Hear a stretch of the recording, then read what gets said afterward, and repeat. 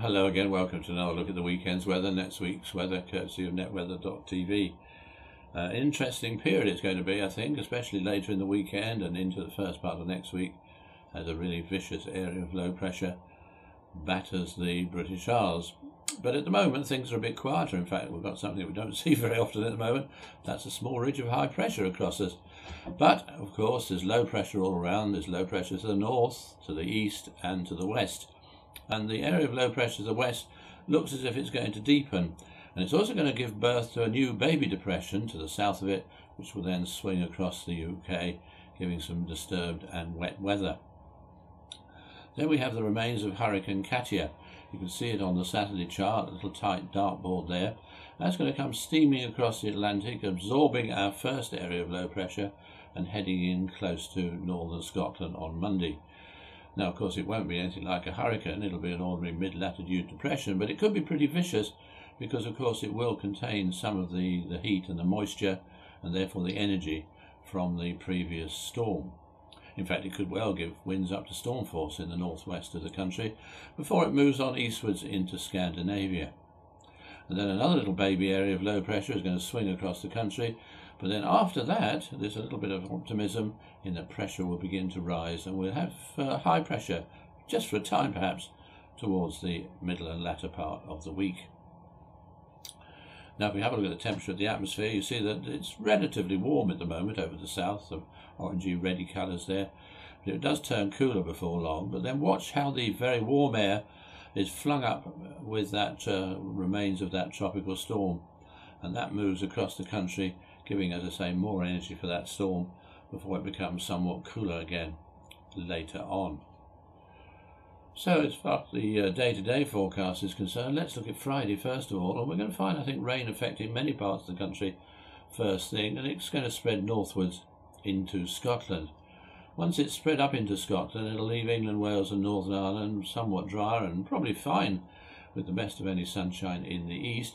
But there is a chance that perhaps some showers could break out in southwest England, and later on some showers maybe over some other western parts and even East Anglia and southeast England. A little bit uncertain that. I think the showers perhaps not quite such a great risk in the southeast as they are in the west. It's going to be a cool day in the north of the country, but a warm one in the south, although some of the coasts in the south could be a bit cooler with some mist and fog.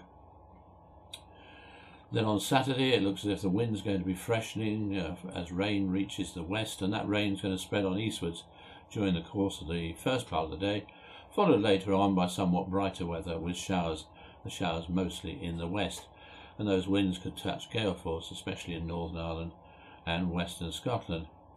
It'll be rather cool in the northwestern half of the country, but fairly warm in the southeast. Now Saturday's a busy day out and about. In fact, we have some air shows at RAF Lucas. We have one too at Biggin Hill. I think they may have some problems to begin with because they both could be affected by rain, but I think it perhaps will brighten up during the course of the afternoon. It'll be quite breezy as well. Proms in the park that evening all over the country. Again, I think by that time hopefully the rain will have cleared and it should be mostly dry, although it'll be a bit chilly and breezy. Now on Saturday it's going to be windy and wet in Scotland and Northern Ireland, probably on and off for much of the day. Excuse me, it'll also be wet and windy across England and Wales for a time, but that'll rush across and eventually be followed by somewhat clearer weather. Everywhere windy, and in fact the winds could even touch gale force through the English Channel. Temperatures, because of all that rain and stuff, probably around about normal. Then we come to the big day, which is Monday, and even Monday starts wet and windy across the north of Scotland. And then we have another area of very wet and very windy weather spreading in from the southwest. That heaviest rain and the strongest winds is going to be affecting Scotland, Northern Ireland, and perhaps the northwest of England. And there will be some rain around in most other parts of the country, at least for a time, but it probably won't be quite as heavy or as steady. But a very windy day, as I said. And the winds could touch severe gale quite easily in the northwestern parts and possibly even storm force. As for temperatures, close to normal. On Tuesday still windy, but the winds slowly easing off during the course of the day, and the rain in the north and west of Scotland though is likely to persist, but for much of the rest of the country it should at least be a fine day albeit not much in the way of sunshine. Best of the sunshine probably in the east. As for the rest of the week, well, the word changeable I think fits the bill very nicely. In other words, there will be some rainy spells and windy spells. There'll also be some drier and brighter spells, and temperatures mostly around normal. Well, that's all from me for the time being. I'll be back again this time next week. Don't forget, if you're living in Scotland and Northern Ireland, you might need to literally batten down the hatches for a while on Sunday and Monday. Well, that's all from me. Have a lovely weekend, and goodbye for now.